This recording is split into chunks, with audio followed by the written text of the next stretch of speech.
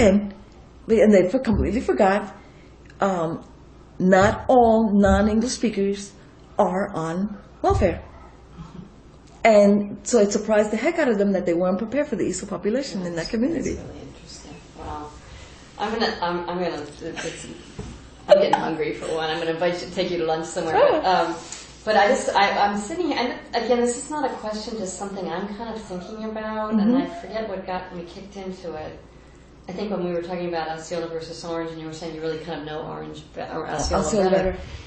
And since I have spent most of my time kind of downtown Orlando, east, maybe going up toward Altamont, and then when I go to Kissimmee, I always feel like I'm taking a trip. I don't quite know why. And so I've been trying to talk to people more living in Orange, but more at this end of things. And so I'm thinking the last week or so, I've been twice now I was at an interview in South Orange with a family there, and South Chase with a family there, and now here with you. And so I don't know if this is me and my own response. And this is, as I say, it's not a question. I'm just kind of thinking out loud. One, I notice that when I am coming here, I do feel like I'm coming to a different. It doesn't feel kind of stretch in between. I'm driving a long time to get from what I think of as kind of Orlando. But it's a whole different feel to here, and then that this is actually because we've got Meadowwoods and BVL right over this county line. Yeah. Right, and you were talking about. Where else were we talking about that I was thinking, wow, this is really the community. This is, and it straddles this county line. Yeah, this particular area, it's hard to even notice when you leave one side to the other in this part of the community. Yeah. And yet here you are, like maybe more Osceola focused, and yet needing your voting situation would be Orange focused. Yes.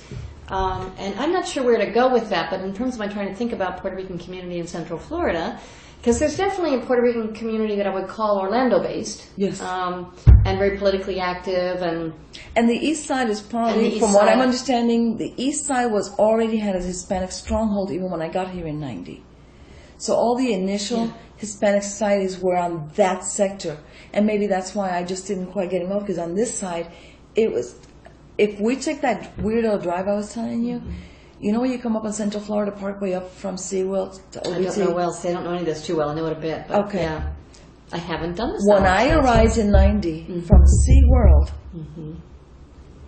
you passed the shopping center there. You passed the Whisper Lake lights. Whisper Lake was there. The next one is Peppermill. And from Peppermill down, there was no South Chase. There was no Deerfield. There was absolutely nothing until the light into the just being created Hunters Creek section, which is where I was living with my sister when I got here.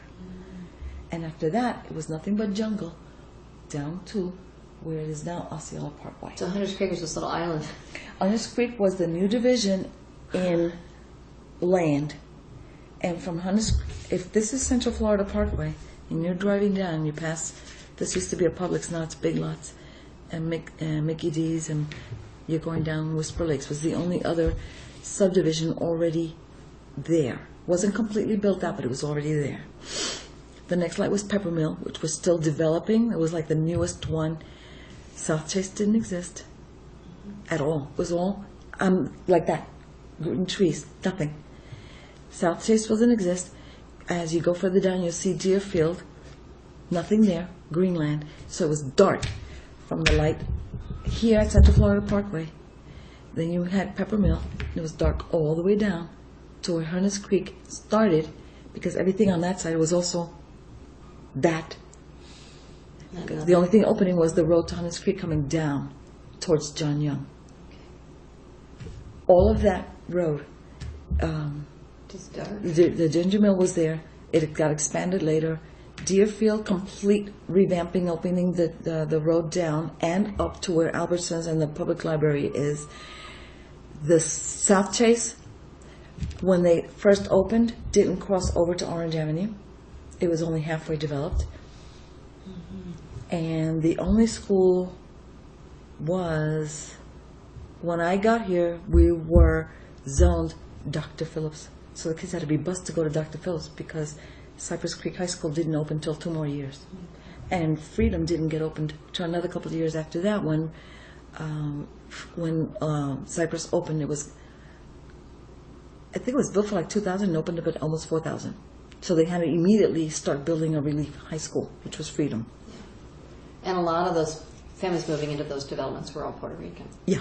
And that's where the numbers of Hispanics just blew open. They kept, like I said, they kept thinking if we don't build it, they'll go away and say, oh, we don't fit here. We made ourselves fit. But and they kept building it, and Puerto Ricans kept buying it. That's what I'm. Well, here's the other thing, and BVL in particular in Landstar. The developer to this area, and Point Siena, I forgot their names. They were major developers on the island. They developed this whole Levittown. They were promoting land sale and home sales on the island.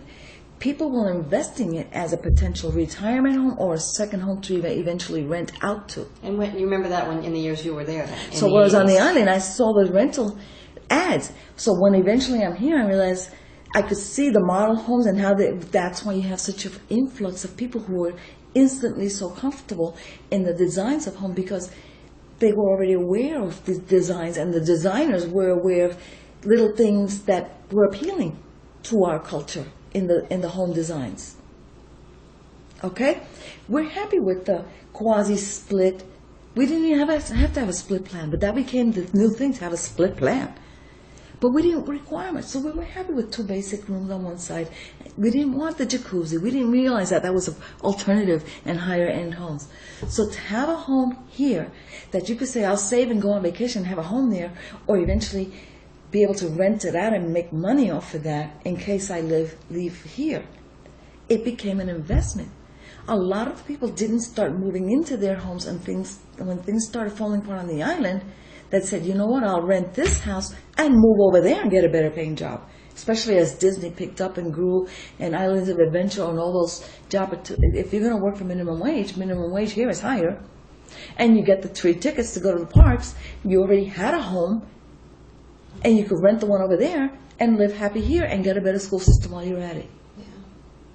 And I just, it's really hitting me, whether intentional or unintentional, that this community, so these developments grew, attracted a lot of Puerto Ricans, and did it with a county line running right through the middle of it, which successfully breaks up the political power of this group. We don't know how intentional that was. Yeah, that was interesting. No idea, but it is the effect. Well, you know what BBL means to me, right? Boricua, dime otra vez. Officially it's Buenaventura Lakes. That's the whole. It's Landstar when it hits Kissimmee becomes Buenaventura Lakes. Yeah. To me, it's Boricua Viven Libre.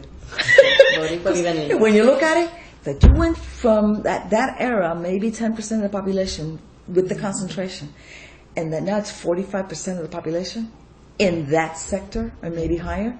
I think it's actually higher. It's like in the 50s in the BVL sector, because countywide, Osceola, the Hispanic population is up at 45 or more now. So in BVL, imagine, and that was one of the down pits. People would see BVL and, the Latino sector. Okay, we're a majority. It still meant that 50% of the population was other than Hispanic. So treating everybody as equal, that only this is the thing, Latinos like only put this here, brought division to those that weren't part of the Latino population. Mm-hmm. Okay. So just because you're a majority doesn't mean everybody is. So do not assume we all want piocos next door. Yeah. No, I don't want like when I got here, it was to find a nightclub that had Latin music was like, oh man, there was like 1, 2, Roxy's I went once, never went back to, and one in downtown Orlando. So we had maybe 4, and it was our age group. We were happy. Now they're all over the place, the little dance clubs, but they cater to the younger kids, the rap music. So now we're alienated from the little thing that gave us comfort in those years.